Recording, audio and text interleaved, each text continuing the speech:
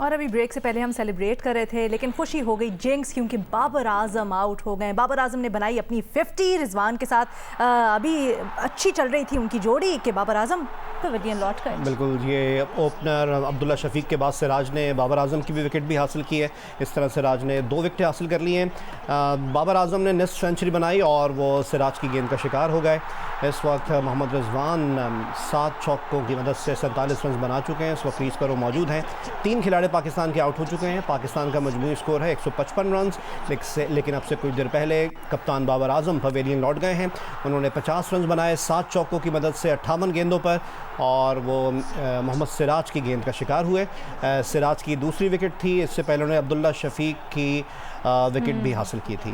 अच्छा, top order Pakistan का बहुत बड़ा सवालिया निशान। यहाँ पर अब्दुल्ला शफीक ने 24 गेंदों पर 20 रन बनाए, इमामुल हक ने 38 गेंदों पर 36 रन बनाए, बाबर आजम अच्छा खेले, 58 गेंदों पर उन्होंने 50 बनाई, लेकिन तीनों ही अब पवेलियन लौट चुके हैं। अब मोहम्मद रिजवान और सऊद शकील के कंधों पर है ये गेम के मिडल ऑर्डर किस तरह से पाकिस्तानी बल्लेबाजी को आगे बढ़ाते हैं। इसी पर तज्ज़िया हासिल करते हैं। सिकंदर बख्श साहब हमारे साथ मौजूद हैं। सिकंदर भाई, इस मौके पर बाबर आजम का आउट हो जाना कितना नामुनासिब, कितना अलार्मिंग हो सकता है?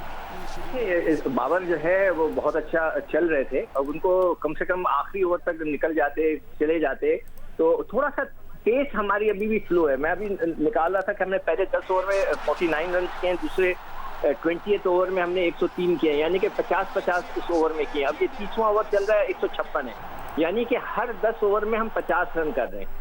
तो वो उसका जो एवरेज है वो थोड़ा सा बढ़ना चाहिए, वरना फिर आखिरी में जाके दबाव आ जाएगा कि आखिरी के 10, वरना इस एवरेज के हिसाब से तो हमने 250 करने, which is not good enough. और हमें जो है कम से कम 300 सवा 300 की तरफ जाना है, तो कुछ एक 10 ओवर के अंदर किसी लड़के ने तेज खेलना है, अदरवाइज हम यहाँ 250 के अंदर फंस के रह जाएंगे, 260-70 के अंदर, जो कि इस पिच के पर जो है इतना मुश्किल नहीं होगा, फिर हमारे बॉलर्स पे प्रेशर आ जाएगा। अच्छा सिकंदर, बाबर की विकेट जाना पाकिस्तान के लिए एक बहुत बड़ा लॉस।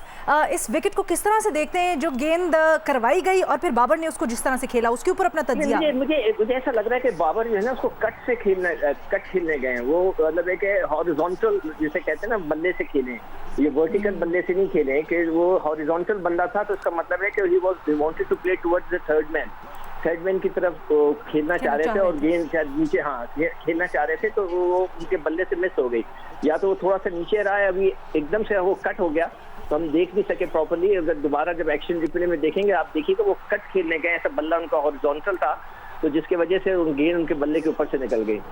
तो ये है जी। बहुत बहुत शुक्रिया सिकू भाई अपना तज्जिया देने के लिए। इस वक्त पाकिस्तान का मजमूई स्कोर है 3 विकेटों के नुकसान पर 156 रन, और अब सऊद शकील आए क्रीज पर मोहम्मद रिजवान का साथ देने के लिए। सऊद शकील ने 1 रन बनाया है और मोहम्मद रिजवान 47 रन के साथ क्रीज पर मौजूद हैं, और इनसे पहले बाबर आजम 50 रन बनाकर पवेलियन लौट गए। बाबर आजम की विकेट एक बड़ा लॉस पाकिस्तानी क्रिकेट शायकीन के लिए, लेकिन घबराना नहीं, हौसले रखें।